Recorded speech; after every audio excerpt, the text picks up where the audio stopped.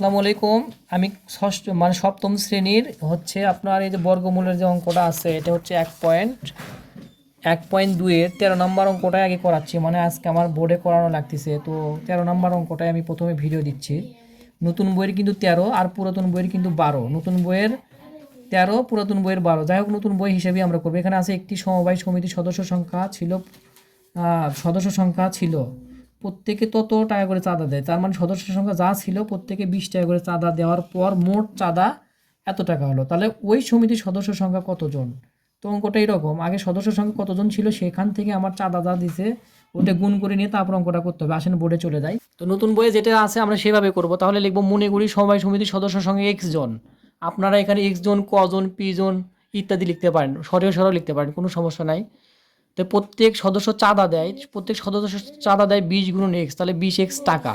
তাহলে মোট চাঁদার পরিমাণ, তাহলে আমার প্রত্যেক সদস্য চাঁদা দিচ্ছে আমার এত, তাহলে সদস্য সংখ্যা কতজন ছিল? তাহলে একজন চাঁদা এখানে প্রত্যেকে একজন চাঁদার পরিমাণ কিন্তু 20x বের হচ্ছে। তাহলে সদস্য সংখ্যা কতজন ছিল? x জন। তাহলে আমার x গুণ হয়ে যাবে।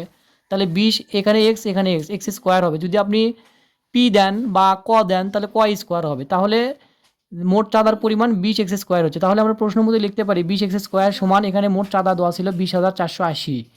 এখন এখানে এক্স স্কোয়ার ঠিকই থাকবে, এখানে গুণ আকারে আছে, তাহলে 20টা এখানে ভাগ হয়ে যাবে।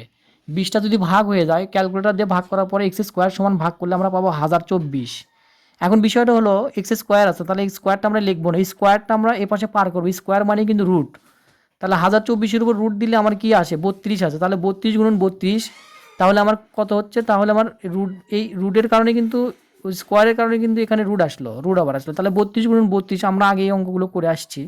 তাহলে এক্স সমান সমান রুট আর 32 একটা চলে গেল, তাহলে থাকে 32, অর্থাৎ এক্স সমান সমান 32। তাহলে আমরা লিখতে পারি সমিতির সদস্য সংখ্যা 32 জন। অঙ্কটা খুবই একটু বোঝার, খালি যদি সমিতির সদস্য সংখ্যা এবং প্রত্যেকে চাঁদার পরিমাণ এবং মোট চাঁদার পরিমাণ বের করতে পারেন তাহলে অঙ্কটা ইজিলি করতে পারবেন।